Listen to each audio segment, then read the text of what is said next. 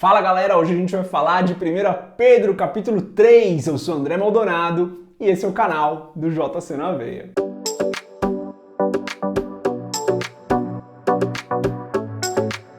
Aqui no terceiro capítulo de 1 Pedro, a gente vai ver Pedro dando instruções bem diretas para a igreja. Aliás, uma característica da carta, né? Pedro vai sendo bem direto nas instruções dele. A gente viu isso na carta de Tiago. Tiago acho que ainda é um pouquinho mais direto, né? Mas a gente vê essa característica aqui em Pedro também. Instruções bem diretas para a igreja, uma carta bem simples de entender. Aqui nesse capítulo 3, a gente continua vendo algumas instruções diretas. Pedro vai falar sobre família, Pedro vai falar sobre fazer o bem, Pedro vai falar sobre diversos assuntos bem interessantes. Mas antes da gente continuar nesse vídeo, se você não é inscrita ou se você não é inscrito no canal, se inscreve, deixa seu curtir e compartilha esse vídeo com outras pessoas que também querem estudar a palavra. O versículo 1 do capítulo 3 se conecta diretamente com o que Pedro estava falando lá no término do capítulo 2, fala sobre sujeição, submissão. Ele escreve o seguinte no versículo 1: Semelhantemente, vós, mulheres, sede sujeitas ao vosso próprio marido, para que também, se algum não obedece à palavra, pelo procedimento de sua mulher, seja ganho sem palavra. Então, esse semelhantemente aqui, primeira palavra desse capítulo, conecta o assunto com o final do segundo capítulo. Aqui vale sempre lembrar, né, gente? Essa divisão em capítulos não foi feita na carta de Pedro, foi uma organização posterior da igreja para deixar a palavra, para deixar a Bíblia um pouco mais organizada, um pouco mais fácil da gente encontrar as referências, de entender um pouco melhor. Quando Pedro escreve a carta, ele não separou a carta dele por capítulos, então a gente precisa entender que os capítulos eles se conectam. A gente viu isso do capítulo 1 para o 2, vê esse do 2 para o 3, vê isso do 2 para o 3 agora, como a gente vai ver aí ao longo da palavra. O livro diferente é o livro de Salmos, né? Salmos já veio compilado ali em 150 textos diferentes. Então, uma discussão, mas 150 textos diferentes, 150 salmos diferentes. As cartas do Novo Testamento eram cartas que não eram divididas por capítulos. A igreja fez essa divisão para ficar um pouquinho mais fácil de entender. Então aqui, Pedro está continuando o assunto que ele terminou lá no capítulo 2. Dessa vez, ele fala sobre como a esposa deve caminhar junto com o seu marido. Assim como eu falei no capítulo 2, vou falar a mesma coisa aqui. Esse assunto de submissão é muito complexo, pessoal.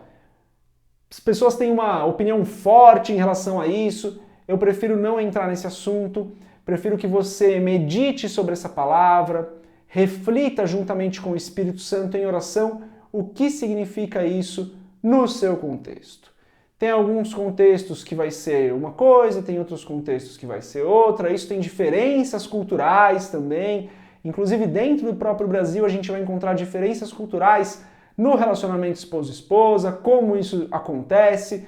Ao redor do mundo também, diferenças culturais fortes em relação a isso. Então prefiro não criar nenhuma regra aqui do que é submissão da esposa ao marido. O básico aqui são os dois caminharem juntos, honrando um ao outro, cuidando um do outro, amando um ao outro.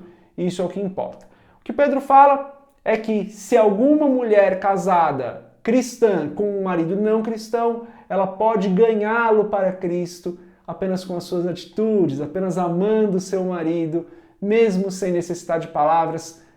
Algo lindo de se ouvir, né, de se ler na palavra, que mesmo sem palavras, só pelas nossas atitudes, nós podemos ganhar as pessoas para Cristo, né? É claro que também usaremos as nossas palavras, é claro que faremos de diversas formas diferentes, mas olha como é importante o nosso testemunho. Pedro termina o capítulo 2 com 3 testemunhos. Se você não viu o vídeo do capítulo 2, assiste lá. Pedro termina o capítulo com 3 testemunhos. Aqui ele está falando disso ainda, né? Como o testemunho da esposa cristã pode ganhar o esposo não cristão. Muito lindo de ler isso, mas o assunto de submissão eu deixo para você, o Espírito Santo. E daí ele fala ali no versículo 7, dessa vez para os maridos. Igualmente vós, maridos, coabitai com ela com entendimento, dando honra à mulher como vaso mais fraco, como sendo vós os seus coerdeiros da graça da vida, para que não sejam impedidas as vossas orações. Esse trecho final aqui do versículo 7 é poderoso, né? Marido que não ama a esposa, que não honra a esposa, que não cuida da esposa, pode inclusive ter as suas orações impedidas. Pedro é muito forte no que ele fala aqui, né? Então, minha dica aí aos maridos como eu, amem as suas esposas, cuidem das suas esposas, honrem as suas esposas, porque isso é importante. O relacionamento dentro do casamento deve ser um relacionamento de honra, de respeito, de amor, de cuidado, seja do marido para a esposa, seja da esposa para o marido. Mas Pedro usa um termo aqui muito forte, né? Ele diz para que as suas orações não sejam impedidas. Olha a importância que Pedro dá para a maneira como o marido trata a esposa. Algo para todo mundo refletir aí. Nunca para o marido acusar a esposa ou para a esposa acusar o marido com esses textos aqui, né? Muito feio isso, né, pessoal? Não façam isso, não usem esse texto para falar, você não é submissa, ou não, você não está cuidando de mim. Não devemos usar a palavra para isso. Devemos usar a palavra para nós mesmos, como eu posso melhorar, como eu posso fazer mais de acordo com aquilo que o Senhor tem me pedido. E daí, nos versos 9 e 10, Pedro nos ensina que se nós fizermos o bem, seremos abençoados. Texto maravilhoso para a gente refletir. Está escrito o seguinte: não tornando mal por mal, ou injúria por injúria, antes, pelo contrário, bendizendo, sabendo que para isto fostes chamados, para que por herança alcanceis a bênção. Porque quem quer amar a vida e ver os dias bons, refreie a sua língua do mal e os seus lábios não falem engano. Aqui o apóstolo diz que a gente vai alcançar os nossos dias bons se a gente refrear a nossa língua, que se nós fizermos aquilo que é correto para as pessoas, não pagando mal por mal, nós vamos alcançar a bênção. Estou lendo aqui para usar as palavras que ele usou. E aqui a gente tem um desafio de interpretação muito grande, né? Porque a gente pode pegar esse texto, isolando do contexto, e pensar que se a gente não usar nossa língua para o mal, a gente vai ver dias bons sempre, que a bênção vai nos alcançar com certeza se a gente fizer o bem. Mas a gente ignora, pensando só desse jeito, a gente ignora o que Pedro fala nos versos 13 e 14. Nos versos 13 e 14 ele diz o seguinte: e qual é aquele que vos fará mal se fordes zelosos do bem? Ele continua fazendo como se fosse uma promessa, né? Ninguém vai fazer mal para vocês, ou quem é a pessoa que fará mal para vocês, se vocês forem zelosos em fazer o bem. Mas ele continua dizendo, ou seja, ele está colocando um contraponto, mas também, se padecerdes por amor da justiça, sois bem-aventurados, e não temais com medo deles, nem vos turbeis. Então ele diz, olha, mesmo se vocês fizerem o bem, se vocês padecerem, se vocês sofrerem por amor da justiça, por estarem fazendo o que é correto, são bem-aventurados. Então o que ele diz não é que fazendo o bem, fazendo o que é correto, os nossos dias serão todos bons e perfeitos e a bênção vai nos alcançar. Tudo isso vai acontecer. Mas a vida não vai ser só isso. Até porque os destinatários dessa carta vinham sofrendo perseguição, uma perseguição injusta. Se você assistiu o vídeo de introdução da carta de 1 Pedro, você vai lembrar que a gente falou sobre isso. Uma perseguição injusta que a igreja vinha sofrendo. Então, e Pedro diz, façam o bem, mesmo com aqueles que têm causado a vocês algum dano, não têm sido justos com vocês, façam o bem. Porque se vocês sofrerem por amor da justiça, vocês vão ser bem-aventurados. Então o que Pedro está dizendo aqui não é uma promessa só de dias bons, mas é que devemos fazer o bem e a bênção vai nos alcançar. Mas mesmo que isso não aconteça, mesmo que soframos por fazer o bem, continuaremos sendo bem-aventurados. E daí ele fecha esse pensamento no versículo 17 dizendo assim, porque melhor é que padeçais fazendo o bem, se a vontade de Deus assim o quer, do que fazendo o mal. Ou seja, perseverem em fazer o bem. Porque é melhor que vocês padeçam fazendo o bem, é melhor que vocês sofram fazendo o bem, é melhor que vocês finalizem a vida de vocês fazendo o bem, do que fazendo o mal. Porque pode ser que vocês sofram. Estou interpretando aqui, né, o que ele está falando, mas é mais ou menos isso, né? A igreja já estava sofrendo. Como que Pedro diria para aquelas pessoas, continuem fazendo bem, continuem dando um bom testemunho, porque vocês verão os dias bons. Se naquele momento os dias não estavam sendo bons. Ele não poderia prometer que só existiriam dias bons. Ele precisava falar a verdade, e a verdade que ele está transmitindo aqui é: deem um bom testemunho, façam a vontade do Senhor, não se cansem de fazer o bem.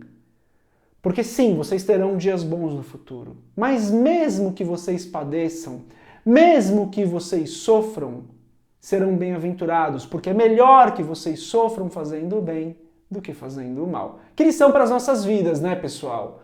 Não teremos só dias bons, eu falo isso várias vezes aqui no canal, não teremos só dias bons, mas devemos perseverar no Senhor nos dias maus. Aliás, na minha opinião, só a minha opinião aqui, principalmente nos dias maus, devemos perseverar no Senhor. E certamente um dia, aqui ou na glória, receberemos nosso galardão, receberemos a salvação completa, um corpo glorificado. Na glória teremos a vitória que nós trabalhamos aqui na terra. Lá teremos os dias bons, lá teremos os dias sem sofrimento. Aqui na terra teremos os dois, teremos dias bons e dias difíceis, como qualquer outra pessoa, como Cristo, como os apóstolos, como qualquer outra pessoa. Pessoal, lá dos versos 18 a 20, a carta de 1 Pedro, aqui no capítulo 3, tem um dos trechos mais difíceis de se entender no Novo Testamento.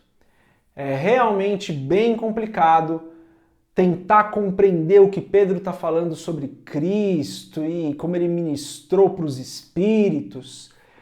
Eu deixei essa reflexão sobre esse texto lá no blog. Não vou trazer isso aqui para o canal, é um assunto que pode gerar muita discussão, e uma discussão, de novo, na minha opinião, pessoal, só a minha opinião, você não precisa nem concordar, uma discussão que não é muito frutífera.